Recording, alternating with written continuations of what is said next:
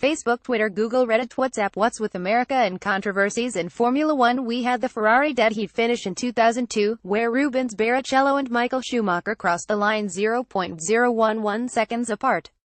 The finish was so close that neither drivers nor the fans knew who the eventual winner was, and of course, there were questions if the finish was staged. Then in 2005, we had the Michelin tire issue where the fans were treated to a six-car-only race.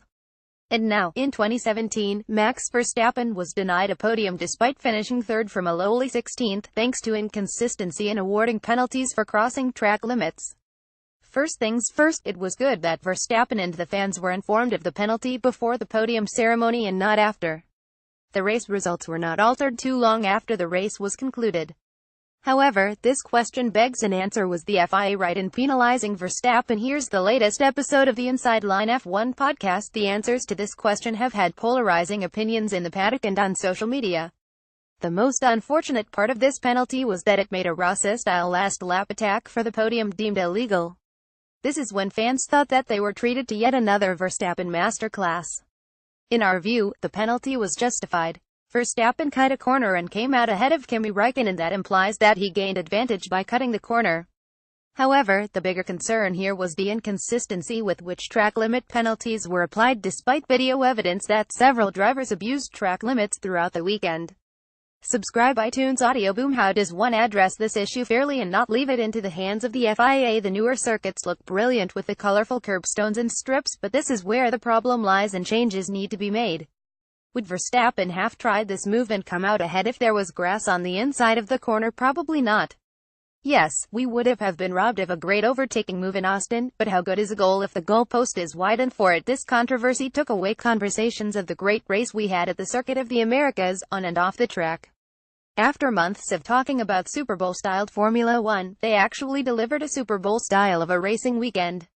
We had celebrities, music performances and other acts of entertainment around Formula One racing.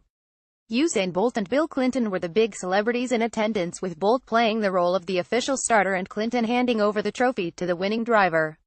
After F1 Live in London, the Drivers' Parade in Milan before the Italian Grand Prix, and now the United States Grand Prix, Liberty Media are taking efforts and spending money to market Formula One, an area that was left untouched during the Bernie Ecclestone days. Here's the latest episode of the first post-pole position. The Circuit of the Americas is a circuit with a layout that makes for good racing, and we actually had great racing duels up and down the order. The race was also one of the rare ones where there were two overtakes for the lead, both executed by Lewis Hamilton, who lost out to second starting Sebastian Vettel in the beginning. In the Hamilton vs. Vettel battle, Hamilton is now 66 points ahead of Vettel with only 75 points up for grabs. He is almost certain to win his fourth Drivers' Championship title at this weekend's Mexican Grand Prix. Mercedes clinched their fourth Constructors' Championship in Austin. The German car manufacturer has set new benchmarks in Formula One when it comes to speed, reliability and domination. In fact, they've gone on to break several records en route to their 4 titles. While there will be celebrations in America and in Mexico, will Mercedes be worried about Valtteri Bottas' lack of pace? Bottas seems to have gone the Kovalainen way, with almost both Ferraris and Red Bulls overtaking him in Austin. While Mercedes have extended his services for 2019, should they explore a shock replacement with one of their junior drivers a la Red Bull Racing style? Sebastian Vettel and Ferraris' challenge for the Drivers' Championship faded away just when the battle got interesting. We've long said that given the pressure to compete against the fiercely competitive Hamilton-Mercedes combination, Ferrari had traded reliability for speed, and this was also why Vettel's car suffered from issues in Friday practice in Austin. Did this hamper his race pace on Sunday too? We've seen in the previous races this season that if Ferrari and Vettel stayed ahead at the start, it was almost impossible to beat them given Mercedes' car being sensitive to dirty air. But this wasn't the case in Austin. Hamilton could close the gap and overtake Vettel easier than he ever did so earlier this season. As for Vettel, after getting flack for his mistake in Singapore, he proved in Austin why he is one of the most talented drivers on the grid. On Saturday, he snatched P2 from Bottas. He made the perfect start on Sunday, beating Hamilton to turn 1 and then pulled off a spectacular overtake on Bottas again into turn 1 to claim his spot on the podium. Kimi Räikkönen too had a good race to P3, this is of course after giving up P2 for Vettel. Red Bull Racing's U.S. Grand Prix began with the announcement of an unexpected extension of Verstappen's racing contract.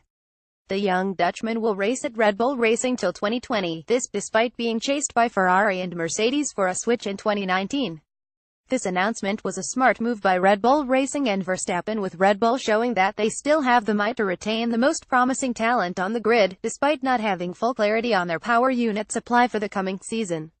In fact, Verstappen's extension could imply that Red Bull Racing have their plans in place, they're just not public yet. As for Verstappen, his extension with Red Bull Racing is a clear indication to Mercedes and Ferrari that he wouldn't be willing to race for them as their number 2 driver. Either way, Verstappen will still only be 23 when his contract with Red Bull Racing ends. So all's not over for Ferrari and Mercedes. In Formula 1, customer is never king. Daniel Ricciardo had a dismal weekend in Austin after retiring with a car issue.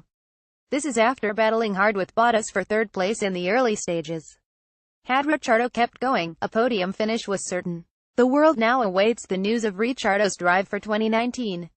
His contract at Red Bull Racing runs out towards the end of 2018, and he's aware that both Ferrari and Mercedes will have possible vacancies. However, he will have to choose playing second fiddle between Sebastian Vettel and Lewis Hamilton. While Red Bull Racing have shown interest in extending his services and have promised him equal status alongside Verstappen, while also claiming to Verstappen that he can build the team around him, recent history has proved how Red Bull too can favor one driver over the other. All in all, Ricciardo is great talent and character for any team and Formula 1 to have. Let's hope he doesn't end up going the David Coulthard or Mark Webber way. Ricciardo, the happiest driver on the grid. Esteban Ocon was the best of the rest yet again. He has stepped up a gear in the last few races, eclipsing the much-talented Sergio Perez. This was Force India's 14th double points finish.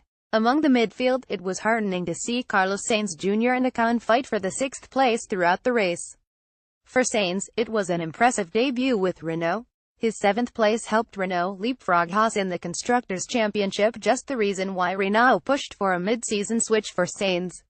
While not an absolute comparison, it took Palmer 24 races to break into Q3 for Renault, while Sainz did so on debut.